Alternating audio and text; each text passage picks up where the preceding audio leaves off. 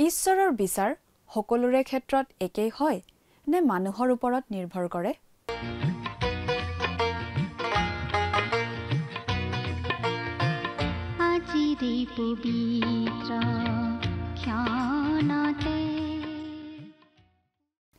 নমস্কাৰ প্ৰিয় দৰ্শক, ধাৰাবাহিক বাইবেল অধ্যয়নৰ অসমীয়া অনুষ্ঠান ভক্তিবচলৈ আপোনাক উষ্ম আদৰণি জনাইছোঁ।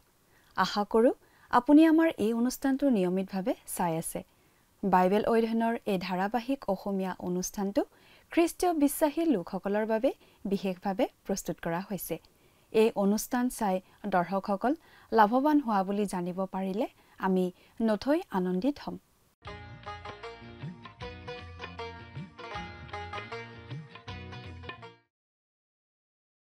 প্ৰিয় দৰ্শক, আমাৰ আগৰটো অনুষ্ঠান যদি আপুনি চাইছিল তেনেহ'লে আপোনাৰ নিশ্চয় মনত আছে যে আমি আগৰ অনুষ্ঠানত বাইবেলৰ পুৰণি নিয়ম খণ্ডৰ যিচয়া ভাৱবাদীৰ পুস্তকখনৰ ২৭ নম্বৰ অধ্যায়ৰ ভিত্তিত আলোচনা আগবঢ়োৱা হৈছিল।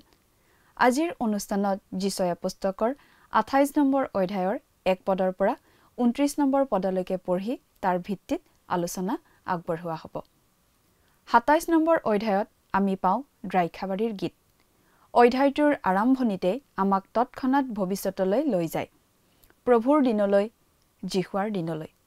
ই এনে এটা দিন যিটো ইব্ৰীসকলৰ দিনতো যেনেদৰে সন্ধিয়াৰ পৰা আৰম্ভ হয় তেনেদৰে মহাক্লেশৰ সময়ৰ পৰা আৰম্ভ হ'ব আৰু ই প্ৰভু যীশুৰ ১০০০ বছৰীয়া শাসনৰ সময়লৈকে আগবাঢ়ি যায়। আমি ভাবোঁ যে ই অনন্তকাললৈকে চলি থাকে, কিয়নো সেইটো হ'ব কেতিয়াও শেষ নহ'বলগীয়া সূৰ্যোদয়। প্ৰভু যীশুৰ তৰোৱাল হৈছে ঈশ্বৰৰ বাক্য। প্ৰভু যীশুৱে তেওঁৰ বাক্যৰ দ্বাৰাই সকলো সৃষ্টি কৰিলে আৰু তেওঁৰ বাক্যৰ দ্বাৰাই তেওঁ বিচাৰ কৰিব। ঈশ্বৰে নিশ্চিতভাৱে ইছৰাইল জাতিটোক প্ৰতিজ্ঞাৰ দেশত পুনৰ সংস্থাপিত কৰিব। এয়া ঈশ্বৰৰ বাক্যত স্পষ্টভাৱে কোৱা কথা। আমি কথাখিনি আক্ষৰিক অৰ্থতেই বিশ্বাস কৰিব পাৰোঁ, কাৰণ যিচয়া ভাৱবাদীয়ে অচুৰ, মিছৰ, ইছৰাইল আৰু জিৰচালেমৰ কথা কৈছে, আৰু এইবোৰ আক্ষৰিক ঠাই। ইজৰাইল আক্ষৰিক অৰ্থত পুনৰুদ্ধাৰ হ'বলৈ গৈ আছে। ইয়াৰ পূৰ্ণতা এতিয়াও ভৱিষ্যত। যেতিয়া ঈশ্বৰে যিহুদীসকলক দেশলৈ স্থানান্তৰিত কৰিব, তেতিয়া ঈশ্বৰে তেওঁলোকক স্থানান্তৰিত কৰিব। যেতিয়া তেওঁলোক আহিব, তেতিয়া তেওঁলোকে তেওঁক সেৱা উপাসনা কৰিব। যিদৰে তেওঁ আমাক মাতিলে তেনেকৈ তেওঁ তেওঁলোকক মাতিব। ইয়াৰ পূৰ্ণতা আমি এতিয়াও দেখা নাই, সেয়া ভৱিষ্যতে হ'ব। ২৮ নম্বৰ অধ্যায়ত আমি সম্পূৰ্ণ নতুন খণ্ড এটাত সোমাওঁ, যিবোৰ ভাৱবাণী সম্পূৰ্ণ ভৱিষ্যতৰ বাবে আছিল। সেইবোৰ ২৪ৰ পৰা ২৭ নম্বৰ অধ্যায়ত অন্তৰ্ভুক্ত কৰা হৈছে। ২৮ৰ পৰা ৩৫ অধ্যায়ত এনে ভাৱবাণীবোৰ আছে যিবোৰৰ স্থানীয় আৰু অতীতত পূৰ্ণ হৈছে আৰু ভৱিষ্যতৰ বিষয়েও আছে, আৰু আগৰ খণ্ডটোৰ দৰে একে সময়ছোৱাক সামৰি লৈছে। এই নতুন অংশটোক ৬টা দুখৰ দ্বাৰা চিনাক্ত কৰা হৈছে আৰু ইয়াৰ চূড়ান্ত শিখৰত উপনীত হয়। ৩৬ নম্বৰ অধ্যায়ত আৰ্মাগেডনৰ মহাযুদ্ধ, তাৰ পিছত ৩৫ অধ্যায়ত পৃথিৱীলৈ আহে ১০০০ বছৰীয়া শাসন। ২৮ নম্বৰ অধ্যায়টোত নিকট আৰু দূৰৰ, অতীত আৰু ভৱিষ্যতৰ পৰিঘটনা, স্থানীয় আৰু তাৎক্ষণিক আৰু সাধাৰণ আৰু দূৰৈৰ ভাৱবাণীৰ এটা সংমিশ্ৰণ আমি পাওঁ। আমি চাম যি পূৰ্ণ হৈছে আৰু যি এতিয়াও পূৰণ হ'বলগীয়া আছে। ইয়াত ইফ্ৰইম অৰ্থাৎ উত্তৰৰ ইছৰাইল ৰাজ্যখন অতি সোনকালে অচুৰৰ বন্দীত্বলৈ যাব লাগিব বুলি কোৱা হৈছে। এইটো আছিল দক্ষিণৰ যিহুদা ৰাজ্যৰ প্ৰতি সতৰ্কবাণী। কথাবোৰ অধিক বহলাই চাবলৈ আহকচোন। এতিয়া আমি মূল আলোচনাটোৰ মাজলৈ আগবাঢ়ি যাওঁ। আমাৰ মহান ত্ৰাণকৰ্তা প্ৰভু যীশুখ্ৰীষ্টৰ নামত নমস্কাৰ। প্ৰিয় শ্ৰোতা, আমি আজি ভালেমান দিন ধৰি বাইবেলৰ পুৰণি নিয়ম খণ্ডৰ যিচয়া ভাৱবাদীৰ পুস্তক নামৰ পুস্তকখন অধ্যয়ন কৰি আছোঁ, নহয় জানো? যোৱা অনুষ্ঠানটো আপুনি যদি শুনিছিল তেতিয়াহ'লে আপুনি নিশ্চয় জানে যে আমি যোৱা অনুষ্ঠানত এই যিচয়া ভাৱবাদীৰ পুস্তকখনৰ ২৭ নম্বৰ অধ্যায়ৰ শেষৰটো পদলৈকে পঢ়ি আমাৰ আলোচনা আগবঢ়াইছিলোঁ। গতিকে আজি আমি আলোচনা কৰিম ২৮ নম্বৰ অধ্যায়ৰ পৰা। প্ৰিয় শ্ৰোতা, আজি আলোচনা কৰিবলৈ লোৱা এই 28 নম্বৰ অধ্যায়টিৰ মূল বিষয় এনেধৰণৰ। অচুৰীয়াবিলাকে যে তৎকালীনভাৱে ইফ্ৰইমৰ ওপৰত আক্ৰমণ কৰিছিল, তাৰ যোগেদি ঈশ্বৰে আমাৰ বাবে ভৱিষ্যতৰ বিষয়ে এটি ছবি দাঙি ধৰিছে আৰু জেৰুচালেমক সাৱধান কৰি দিছে। 28 পৰা 35 নম্বৰ অধ্যায়লৈ আমি এনে কিছুমান ভৱিষ্যৎবাণীৰ বিষয়ে পাম, যিবোৰ সঁচাকৈ আগতে ঘটি গৈছে আৰু ভৱিষ্যতেও ঘটিব। অৰ্থাৎ যিচয়া ভাৱবাদীৰ যোগেদি যেতিয়া এই ভৱিষ্যৎবাণীবোৰ কৰিছিল, তেতিয়া সেইবোৰ ভৱিষ্যৎবাণী হৈ আছিল, কিন্তু সেইবোৰ যিচয়া ভাৱবাদীয়ে কোৱাৰ দৰেই ঘটি গ'ল। কিন্তু সেইবোৰ আকৌ এবাৰ ঘটিব। অৰ্থাৎ সেইবোৰ দুবাৰ ফলিওৱা ভাৱবাদীৰ ভাৱবাণী। এই অধ্যায়টিতে সেই ভৱিষ্যৎবাণীৰ এনে কিছুমান ব্যাখ্যা পাম, যিবোৰৰ যোগেদি অদূৰ আৰু সুদূৰ ভৱিষ্যত, নিজ ঠাই আৰু আন ঠাই, সাধাৰণ আৰু আত্মিক বিষয়ৰ কথা কোৱা হৈছে। অৰ্থাৎ কোনোবা এটা ভাৱবাণী সেই নিৰ্দিষ্ট ঠাইতো ঘটিব পাৰে আৰু ঘটে, আৰু সেইটো ভৱিষ্যতে আন ঠাইতো ঘটে। সেই ভাৱবাণীটো কোৱাৰ মাত্ৰ কেইবছৰমান পিছতেই সেইটো ঘটিবলগীয়া থাকে আৰু সুদূৰ ভৱিষ্যততো সেইটো ফলিয়াবলগীয়া থাকে। এনেকুৱা কিছুমান ভাৱবাণীৰ কথা আমি ইয়াত পাম। যি কি নহওক, 1 নম্বৰ পদতেই আমি ইফ্ৰইমৰ নামটো পাম আৰু তাৰ যোগেদি ইছৰাইলৰ উত্তৰ অঞ্চলৰ কথাটোহে বুজোৱা হৈছে। অতি সোনকালেই যে অচুৰীয়াসকলে ইছৰাইলৰ উত্তৰ অঞ্চল আক্ৰমণ কৰিব, সেইটো ভৱিষ্যৎবাণী কৰি থোৱা আছিল। আৰু সঁচাকৈ যীশুখ্ৰীষ্টৰ জন্মৰ প্ৰায় 721 বছৰ আগতে অচুৰীয়াই উত্তৰ অঞ্চল আক্ৰমণ কৰিছিল আৰু তাৰ মানুহবিলাকক বন্দী কৰি লৈ গৈছিল। ইয়াৰ যোগেদি দক্ষিণৰ জিহুদা দেশকো সাৱধান কৰি দিয়া হৈছিল। প্ৰিয় শ্ৰোতা, এটা কথা আমি মাজে মাজে মনত পেলাই দিয়া ভাল হ'ব, সেইটো হৈছে যে ইছৰাইলৰ 12টা ফৈদক ঈশ্বৰে সেই প্ৰতিজ্ঞাৰ দেশখন দিছিল, কিন্তু কালক্ৰমত সেই 12টা ফৈদৰ দেশখন দুটা ভাগত বিভক্ত হৈছিল। উত্তৰৰ 10টা ফৈদৰ দেশখন আছিল ইছৰাইল আৰু দক্ষিণৰ 2টা ফৈদ লগ লাগি যিখন দেশ শাসন কৰিছিল সেইখন হৈছে জিহুদা। এনেধৰণৰ 6টা দুৰ্যোগ ঘটা আমি দেখিবলৈ পাম।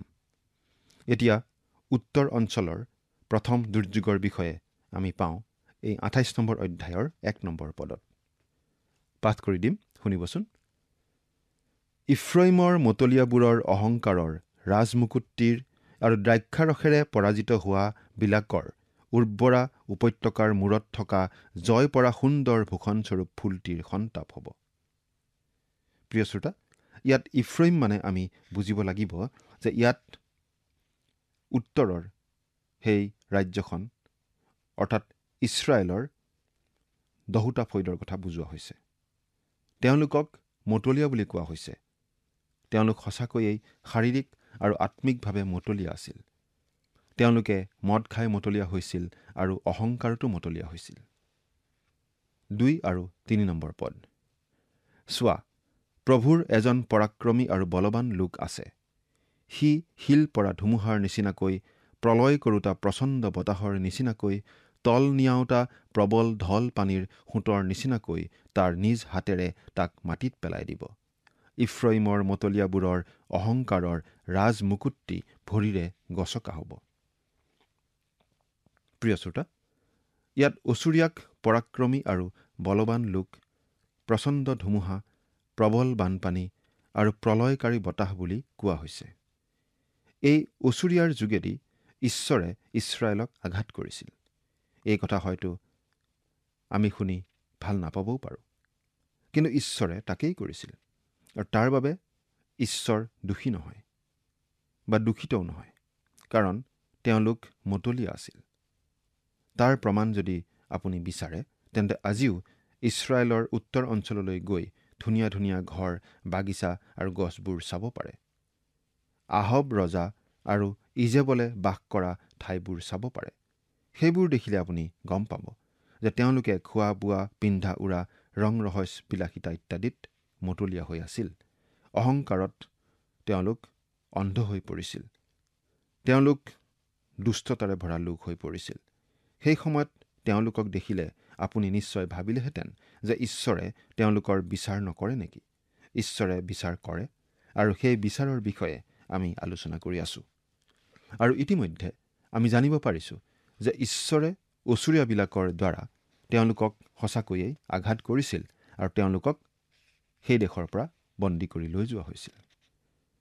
ইয়াৰ পাছত যিচয়া ভাৱবাদীয়ে সেইদিনা বুলি কৈ ভৱিষ্যতৰ বিষয়ে কিছুমান কথা কৈছে। সেইদিনা মানে ভৱিষ্যতে আহিবলগীয়া শেষৰ কাল। সেই মহাক্লেশৰ আৰম্ভণিৰ পৰা প্ৰভু যীশুৰ 1000 বছৰীয়া ৰাজত্বলৈ যি কাল, সেয়েই সেই শেষ কাল। এই বিষয়ে 4 আৰু 5 নম্বৰ পদ শুনিবচোন। আৰু ঘাম কালৰ পূৰ্বে হোৱা প্ৰথমে পকা যি ডিমৰু গুটিক লোকে দেখা মাত্ৰে চকু দিয়ে আৰু হাতত পৰিলেই গিলি পেলায়, উৰ্বৰা উপত্যকাৰ মূৰত থকা সুন্দৰ ভূষণস্বৰূপ তাৰ জয় পৰা ফুলটি সেই গুটিৰ নিচিনা হ'ব। সেইদিনা বাহিনীবিলাকৰ জিহুৱা নিজ প্ৰজাবিলাকৰ অৱশিষ্ট ভাগৰ নিমিত্তে সুন্দৰ ৰাজমুকুট আৰু শোভা কৰোতা মুকুটস্বৰূপ হ'ব। ইয়াৰ দ্বাৰা আহিবলগীয়া প্ৰভু যীশুৰ 1000 বছৰীয়া ৰাজত্বৰ কথা কোৱা হৈছে। ইছৰাইলৰ মাতলামি আৰু অহংকাৰৰ কাৰণে ঈশ্বৰে তেওঁলোকক শাস্তি দিছিল। অহংকাৰ তেওঁলোকৰ মূৰৰ মুকুটস্বৰূপ আছিল, কিন্তু প্ৰভু যীশুখ্ৰীষ্টৰ ৰাজত্ব কালত গৌৰৱ তেওঁলোকৰ মূৰৰ মুকুটস্বৰূপ হ'ব। এতিয়া 6 আৰু 7 নম্বৰ পদ পাঠ কৰি দিম, শুনিবচোন। তেওঁ বিচাৰ আসনত বহুতালৈ বিচাৰজনক আত্মা আৰু নগৰৰ দুৱাৰত যুদ্ধ উভুটোৱা লোকবিলাকলৈ পৰাক্ৰম স্বৰূপ হ'ব। কিন্তু ইবিলাকো দ্ৰাক্ষাৰসেৰে ভ্ৰান্ত আৰু সুৰা পানেৰে বিপথগামী হৈছে। পুৰোহিত আৰু ভাৱবাদী সুৰা পানেৰে ভ্ৰান্ত হৈছে। সিবিলাক দ্ৰাক্ষাৰসেৰে নষ্ট হৈছে, সুৰা পানেৰে বিপথগামী হৈছে, আৰু দৰ্শনত ভ্ৰান্ত আৰু বিচাৰত বিচলিত হৈছে। প্ৰিয় শ্ৰোতা, এজন ডাঙৰ ব্যৱসায়ী মানুহে কৈছিল যে মানুহে যেতিয়া অতিপাত মদ খাবলৈ লয় তেতিয়া জানিব লাগিব যে ঘৈণীয়েকৰ লগত তেওঁৰ ভাল সম্বন্ধ নাই। তেওঁৰ বিচাৰ শক্তি হ্ৰাস পাইছে। ব্যৱসায় তেওঁৰ ভালদৰে চলা নাই, আৰু অধিক পাপত তেওঁ লিপ্ত হ'বলৈ লৈছে। বহু বছৰৰ অভিজ্ঞতা আৰু নিৰীক্ষণৰ পৰা তেওঁ এই কথা কৈছিল। ঈশ্বৰেও ইছৰাইলৰ উত্তৰ অঞ্চলৰ মানুহবিলাকক বহু বছৰ নিৰীক্ষণ কৰাৰ পাছত কৈছে যে তেওঁলোকে অতিপাত মদ খাই ভ্ৰান্ত হ'ল, তেওঁলোক অপথে গ'ল আৰু বিচাৰ শক্তি নোহোৱা হ'ল। এতিয়া 8 পৰা 13 নম্বৰ পদলৈ শুনিবচোন। কিয়নো আটাইবোৰ মেজ বাতিৰে আৰু মলেৰে পূৰ হৈছে, কোনো চাফা ঠাই নাই। তেওঁ কাক জ্ঞান শিকাব আৰু কাকনো বাৰ্তাটি বুজাই দিব? গাখীৰ এৰুওৱা আৰু পিয়াহ খাবলৈ নিদিয়া কেঁচুৱাবিলাকক নে? কিয়নো বিধিৰ উপৰি বিধি, বিধিৰ উপৰি বিধি, শাৰীৰ উপৰি শাৰী, শাৰীৰ উপৰি শাৰী, ইয়াত অলপ তাত অলপ। বাস্তৱিকতে তেওঁ বিদেশী ওঁঠেৰে আৰু পৰভাষাৰে এই লোকবিলাকক কথা ক'ব। তেওঁ তেওঁবিলাকক কৈছিল, এইয়ে জিৰণি, তোমালোকে ভাগৰ পোৱাক জিৰণি দিবা, আৰু এইয়ে বিশ্ৰাম। তথাপি তেওঁবিলাকে শুনিবলৈ সন্মত নাছিল। এই হেতুকে তেওঁবিলাকে গৈ যেন উজুটি খাই চিত হৈ পৰি ভগ্ন হ'ব আৰু ফান্দত ধৰা পৰিব। এই নিমিত্তে তেওঁবিলাকলৈ জিহুৱাৰ বাক্য বিধিৰ উপৰি বিধি, বিধিৰ উপৰি বিধি, শাৰীৰ উপৰি শাৰী, শাৰীৰ উপৰি শাৰী, ইয়াত অলপ তাত অলপ হ'ব। প্ৰিয় শ্ৰোতা, আজিকালি বহুতো খ্ৰীষ্টিয়ান মানুহ আছে যিসকলে খ্ৰীষ্টীয় জীৱনটো ভাল নাপায়। সঁচা কথা ক'বলৈ গ'লে তেওঁলোকে ঈশ্বৰৰ বাক্যলৈ মনোযোগ নিদিয়ে, আৰু যেতিয়া বিপাঙত পৰে তেতিয়া গৈ কোনোবা দীঘলীয়া বাইবেল আলোচনাত যোগ দিয়ে আৰু তাত কেনেকৈ বৈবাহিক জীৱন চলাব লাগে, কেনেকৈ শাহুৰ লগত ব্যৱহাৰ কৰিব লাগে, কেনেকৈ নিজৰ ল'ৰা ছোৱালীক শিক্ষা দিব লাগে, কেনেকৈ খ্ৰীষ্টীয় আচৰণ কৰিব লাগে, একেলগে শিকি লয়। কিন্তু আমি আপোনাক স্বৰূপকৈ ক'ব খোজোঁ যে এনেকুৱা আকস্মিক শিক্ষা বা আৱেগিক অভিজ্ঞতাই কোনো সমস্যা সমাধান কৰিব নোৱাৰে। খ্ৰীষ্টীয় জীৱনত আপুনি একেদিনাই সাৰ্থক হ'ব নোৱাৰে। খ্ৰীষ্টীয় জীৱনত বৃদ্ধি পাবলৈ এটাই মাত্ৰ উপায় আছে, আৰু সেইটো হৈছে দিনে দিনে, প্ৰতিদিনে, লাহে লাহে এই জীৱনত আগবাঢ়িব লাগিব। সেইকাৰণে ইছৰাইলৰ বাবে ঈশ্বৰৰ বাক্য অলপ অলপকৈ শাৰী শাৰীকৈ আহিছিল। ইয়াত অলপ তাত অলপকৈ আহিছিল। ঈশ্বৰৰ বাক্য তেওঁলোকে প্ৰায় সদায় পাই আছিল আৰু সেইমতে চলিব লাগিছিল, কিন্তু চলা নাছিল। সেইকাৰণে তেওঁলোক অপথে গৈছিল। সেই একেধৰণৰ খ্ৰীষ্টিয়ান আজিও বহুত আছে। তেওঁলোক যে দুৰ্বল আৰু জ্ঞানহীন বা অশিক্ষিত এনে নহয়, কিন্তু ঈশ্বৰৰ বাক্যৰ বাবে বেছি সময় নিদিয়ে। কিন্তু ঈশ্বৰে যেনেকৈ তেওঁৰ বাক্য লাহে লাহে শাৰী শাৰীকৈ দিছে, তেনেকৈ আমিও খ্ৰীষ্টীয় জীৱনত দিনে দিনে অলপ অলপকৈ বৃদ্ধি পাই থাকিব লাগে, আৱেগিকভাৱে নহয়। 14 নম্বৰ পদত আমি এনেদৰে পাওঁ, এতেকে জেৰুচালেমত থকা এই জাতিক শাসন কৰোতা হে নিন্দাপ্ৰিয় মানুহবিলাক, জিহুৱাৰ বাক্য শুনা। ইয়াত কোৱা হৈছে যে ইছৰাইলৰ উত্তৰ অঞ্চলত যি দুৰ্যোগ হৈছিল, তাৰ দ্বাৰা জিহুদাৰ দক্ষিণ অঞ্চলৰ মানুহবিলাকে শিক্ষা পাব লাগিছিল। যি কি নহওক, উত্তৰাঞ্চলৰ দ্বাৰা ঈশ্বৰে জেৰুচালেমক কথা কৈছিল, আৰু জেৰুচালেমৰ দ্বাৰা আজি তেওঁ আমাক কথা কৈ আছে। কি কৈ আছে? অতীতত কি কি ঘটিছিল আৰু ভৱিষ্যতে কি কি ঘটিব, সেইবিলাক তেওঁ আজি আমাক কৈ আছে। বাতৰি কাকতত ঘটি যোৱা ঘটনাবোৰ পোৱা যায় আৰু তাৰ প্ৰতি মানুহৰ ইমান আগ্ৰহ, কিন্তু ঈশ্বৰৰ বাক্যত ভৱিষ্যতে কি ঘটিব তাক কোৱা হৈছে, তথাপিতো ঈশ্বৰৰ বাক্যৰ প্ৰতি মানুহৰ আগ্ৰহ নাই। বৰ দুখ লগা কথা। 15 নম্বৰ পদ, কাৰণ তোমালোকে ক'লা, আমি মৃত্যুৱে সৈতে এটি নিয়ম স্থাপন কৰিলোঁ, আৰু চিউলে সৈতে আমাৰ সন্ধি আছে। প্ৰলয় কৰোতা আপদস্বৰূপ ঢল পানী দেশৰ মাজেদি গ'লে আমাৰ ওচৰ নাচাপিব, কিয়নো আমি মিছাকে আমাৰ আশ্ৰয় আৰু চলকে আমাৰ লুকুৱা ঠাই কৰিলোঁ। প্ৰিয় শ্ৰোতা, মৃত্যু আৰু চিউলে সৈতে কৰা এই নিয়মটি কি বাৰু? দানিয়েল ভাৱবাদীয়ে এটা নিয়মৰ কথা কৈছে, যিটো ইছৰাইলে খ্ৰীষ্টাৰীৰ লগত কৰিব। সেই নিয়মটি আমি দানিয়েল 9 নম্বৰ অধ্যায়ৰ 27 নম্বৰ পদত পঢ়িবলৈ পাওঁ। আপুনি নিজে পঢ়ি চাব পাৰে, দানিয়েল 9 নম্বৰ অধ্যায়ৰ 27 নম্বৰ পদ। কিন্তু খ্ৰীষ্টাৰী হ'ল আহিবলগীয়া দুষ্টৰ সম্ৰাট, পাপৰ গৰাকী, ঈশ্বৰহীন পুৰুষ আৰু সমুদ্ৰৰ পৰা ওলোৱা জন্তুটো। সি সম্পূৰ্ণৰূপে শয়তানৰ দ্বাৰা নিয়ন্ত্ৰিত হ'ব। 16 নম্বৰ পদ, এই কাৰণে প্ৰভু যীশুৱাই এইদৰে কৈছে, চোৱা, মই চিউনত ভিত্তিমূলৰ নিমিত্তে এটি শিল, এটি পৰীক্ষিত শিল, দৃঢ়কৈ বহুৱা চুকৰ এটি বহুমূল্য শিল স্থাপন কৰিলোঁ। যি মানুহে বিশ্বাস কৰিব, তেওঁ অধৈৰ্য নহ'ব। প্ৰিয় শ্ৰোতা, পাপৰ গৰাকী শয়তানে মহাক্লেশৰ শেষলৈকে ৰাজত্ব কৰিব আৰু মানুহক ভ্ৰান্ত কৰিব। কিন্তু তাৰ ভ্ৰান্তিৰ পৰা ৰক্ষা পাবলৈ ঈশ্বৰে এটা উপায় দিছে, আৰু সেই উপায়টো এটি ভিত্তিমূল, এটি শিল, দৃঢ়কৈ বহুৱা এটি পৰীক্ষিত শিল। আৰু সেই শিলৰ ওপৰত যিয়ে বিশ্বাস কৰে, যিয়ে খোপনি পাতে, তেওঁ অধৈৰ্য হ'ব নালাগে। সেই শিলৰ ওপৰত বিশ্বাস কৰা যেনে জিৰণি পাব। এই শিলৰ বিষয়ে 1 পিতৰ 2 নম্বৰ অধ্যায়ৰ 6 নম্বৰ পদৰ পৰা 8 নম্বৰ পদলৈকে এইদৰে কোৱা হৈছে, চোৱা, মই চিউনত মনোনীত আৰু বহুমূল্য চুকৰ এক প্ৰধান শিল স্থাপন কৰিলোঁ। যিজনে তেওঁত বিশ্বাস কৰে, তেওঁ কোনোমতে লাজত নপৰিব। এতেকে বিশ্বাস কৰা যি তোমালোক, সেই বহুমূল্যতা তোমালোকৰ নিমিত্তেই। কিন্তু অবিশ্বাস কৰাবিলাকৰ নিমিত্তে ঘৰ সজীয়াবিলাকে যি শিল অগ্ৰাহ্য কৰিলে, সেয়ে চুকৰ প্ৰধান শিল হ'ল, আৰু উজুতি খুওৱা শিল, বিঘ্নজনক শিল হ'ল। তেওঁবিলাকে বাক্য অমান্য কৰাত উজুতি খায়, তাৰ কাৰণেই তেওঁলোক নিযুক্ত হৈছিল। এই পদকেইটিৰ পৰা আমি ভালদৰে বুজিব পাৰোঁ যে ঈশ্বৰে স্থাপন কৰা চুকৰ প্ৰধান শিল হ'ল প্ৰভু যীশুখ্ৰীষ্ট। তেওঁৰ ওপৰত বিশ্বাস কৰাজনে জিৰণি পায়। এতিয়া 17 পৰা 19 পদলৈকে পঢ়ি দিম। আৰু মই ন্যায় বিচাৰক পৰিমাণ জৰি আৰু ধাৰ্মিকতাক উলুম জৰি কৰিম। তাতে শিলাবৃষ্টিয়ে সেই মিছা আশ্ৰয় ভাঙি পেলাব, আৰু সেই লুকুৱা ঠাইক বানপানীয়ে তল নিয়াব। আৰু মৃত্যুৱে সৈতে কৰা তোমালোকৰ নিয়মটি মচি পেলোৱা হ'ব, আৰু চিউলে সৈতে কৰা তোমাৰ সন্ধি থিৰে নাথাকিব। প্লাৱন কৰোতা আপদৰূপ ঢল পানী দেশৰ মাজেদি গ'লে তোমালোকক তাৰ দ্বাৰাই গচকি পেলোৱা হ'ব।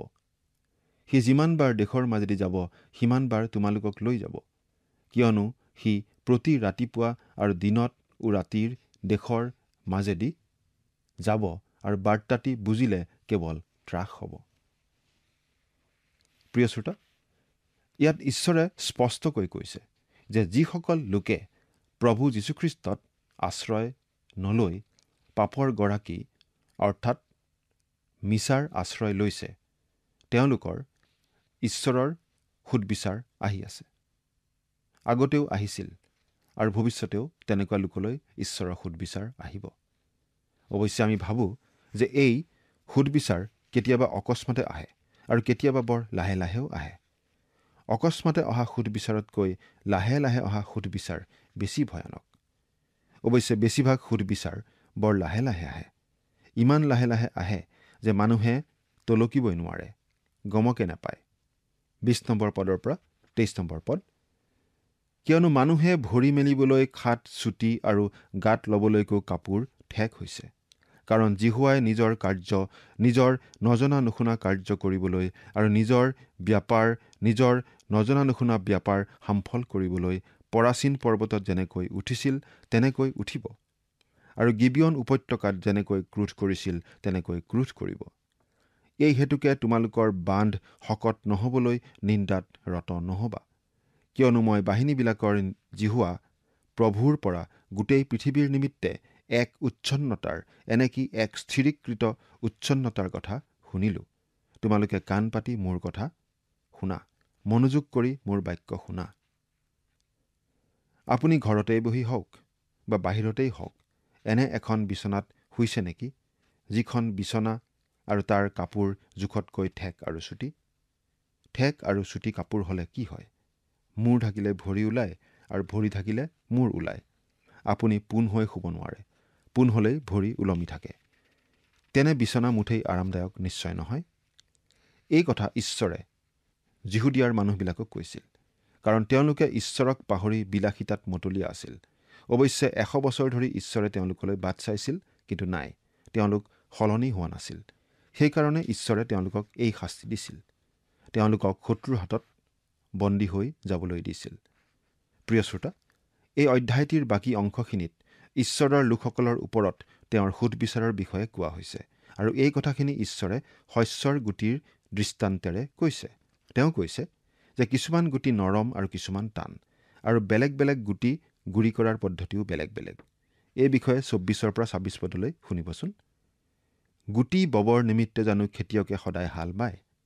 তেওঁ জানো সদায় খলি কাটে? আৰু নিজৰ মাটিৰ চপৰা জানো সদায় ভাঙে? মাটি সমান কৰাৰ পাছত তেওঁ জানো কালজিৰা নবয় আৰু ভোগজিৰা নিসিঁচে? আৰু শাৰী শাৰী কৰি ঘেঁহু আৰু নিৰূপিত ঠাইত জব আৰু তাৰ কিনাৰে কিনাৰে জনাৰ ধান জানো নবয়? কিয়নো তেওঁৰ ঈশ্বৰে তেওঁক যথাৰ্থ শিক্ষা দিয়ে আৰু তেওঁক জ্ঞান দিয়ে। প্ৰিয় শ্ৰোতা, এই পদকেইটিত কিছুমান শস্যৰ গুটিৰ নাম কোৱা হৈছে, তাৰে কিছুমান নৰম আৰু কিছুমান টান। এই শস্যবিলাক কটা, মৰণা মৰা আৰু গুৰি কৰা বিভিন্ন পদ্ধতি, আৰু তাৰ যোগেদি ঈশ্বৰৰ সুদবিচাৰৰ কথা ক'বলৈ লৈছে। মন দি শুনিবচোন। 27 পদৰ পৰা 29 পদলৈকে পাঠ কৰি দিম। কাৰণ কালজিৰা মৰণা মৰা যন্ত্ৰেৰে মৰা নাযায়, আৰু ৰথৰ চক্ৰ ভোগজিৰাৰ ওপৰত চলোৱা নাযায়, কিন্তু কালজিৰা বাৰীৰে আৰু ভোগজিৰা লাখুটিৰে মৰা যায়। পিঠাৰ শস্য গুৰি কৰিব লগা হয়, কাৰণ তেওঁ সদায় মৰণা মৰাত লাগি নাথাকে, আৰু তেওঁ তাৰ ওপৰেদি যন্ত্ৰৰ চক্ৰ চলাই হয়, কিন্তু নিজৰ ঘোঁৰাবোৰেৰে তাক গুৰি নকৰে। যি জনা মন্ত্ৰণাত আশ্চৰ্য আৰু জ্ঞানত মহান, বাহিনীবিলাকৰ সেই জিহুৱাৰ পৰা ইও ওলাইছে। এজন খেতিয়কে যেতিয়া শস্য কাটে, তেতিয়া তেওঁ কোনবিধ শস্য কেনেকৈ কাটিব লাগে সেই কথা জানে, কাৰণ কিছুমান শস্য সৰিবলৈ সহজ আৰু কিছুমান টান। ঈশ্বৰৰ সুদবিচাৰক শস্য কটাৰ লগত তুলনা কৰা হৈছে। তাৰমানে কোনো এজনে ঈশ্বৰক বেছি প্ৰতিৰোধ কৰে আৰু কোনোজনে কমকৈ কৰে। বেছি প্ৰতিৰোধ কৰাজন টান শস্য, কম প্ৰতিৰোধ কৰাজন নৰম শস্য। টানজনক ঈশ্বৰে বৰ কঠোৰ শাস্তি দিবলগীয়া হয়, আৰু নৰমজনক কম শাস্তি দিবলগীয়া হয়, কিন্তু কাক কেনেকৈ শাস্তি দিব লাগে সেই কথা ঈশ্বৰে জানে। এই কথাটোকে প্ৰভু যীশুৱে মথিয়ে লিখা শুভবাৰ্তা 13 নম্বৰ অধ্যায়ৰ 30 নম্বৰ পদত এইদৰে কৈছে, শুনিবচোন। শস্য দাবৰ সময়লৈকে দুয়োকো একেলগে বাঢ়িবলৈ দে। পাছে দাবৰ সময়ত মই ধান দোৱাবোৰক কম, প্ৰথমতে বিনৈ বনৰ থোকবোৰ মুঠামুঠি কৰি বান্ধিবি, কিন্তু ধান মোৰ ভঁৰালত চপাই থবি হওক। ইয়াৰ পাছত 41 পদত প্ৰভু যীশুৱে পুনৰ এইদৰে কৈছে, এতেকে যেনেকৈ বনবোৰ গোটাই জুইত পোৰা যায়, সেইদৰে জগতৰ শেষতো হ'ব। মানুহৰ পুত্ৰই তেওঁৰ দূতবিলাকক পঠাই দিব আৰু তেওঁলোকে তেওঁৰ ৰাজ্যৰ পৰা সকলো বিঘ্নজনক বিষয় আৰু অধৰ্মচাৰীবোৰক গোটাই অগ্নিকুণ্ডত পেলাব। এয়া হ'ল মানুহৰ বাবে ঈশ্বৰৰ স্পষ্ট ঘোষণা। আপুনি যদি অগ্নিকুণ্ডত পৰিবলৈ ইচ্ছা নকৰে, তেন্তে ঈশ্বৰক প্ৰতিৰোধ কৰি নাথাকিব আৰু পাপৰ গৰাকী শয়তানৰ আশ্ৰয় নল'ব। বিশ্ৰাম, জিৰণি, শান্তি, আনন্দ, অনন্ত জীৱন ইত্যাদিৰ বাবে প্ৰভু যীশুৰ আশ্ৰয় লওক। ঈশ্বৰে আপোনাক আশীৰ্বাদ কৰক। আমেন।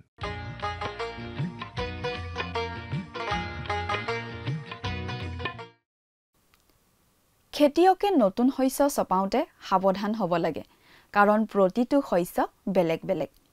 ঈশ্বৰে বিচাৰ কৰোঁতে এনেদৰেই বিচাৰ কৰে। বিচাৰক শস্য চপোৱাৰ নিচিনা কথা বুলি কোৱা হয়। কোনো ব্যক্তি বা জাতিয়ে তেওঁলোকৰ ওপৰলৈ আহিবলগীয়া বিচাৰ কেনে হ'ব সেইটো নিৰ্ধাৰণ কৰে।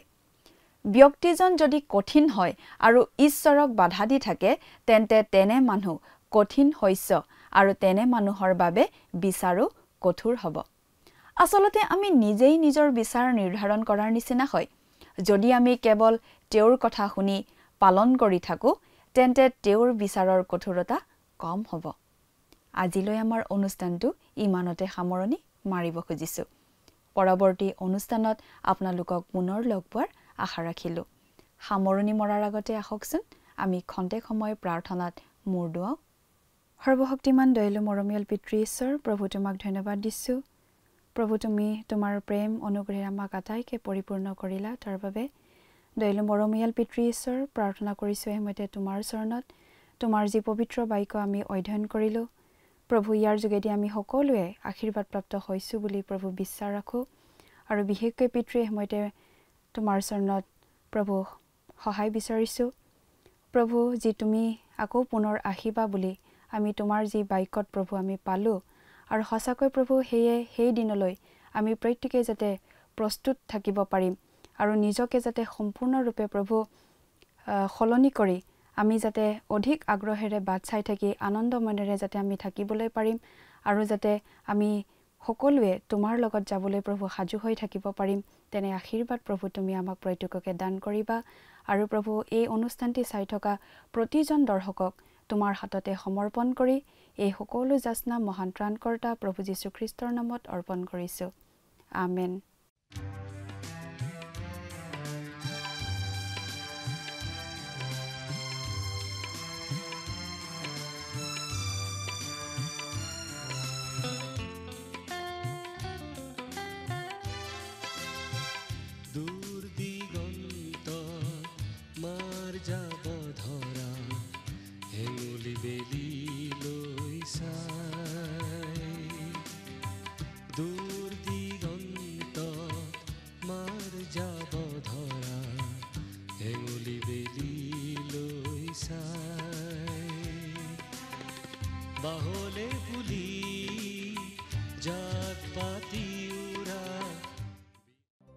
প্ৰিয় শ্ৰোতা দৰ্শক, আশা কৰোঁ ভক্তিবচন অনুষ্ঠানটি উপভোগ কৰি আপোনাৰ নিশ্চয় ভাল লাগিছে।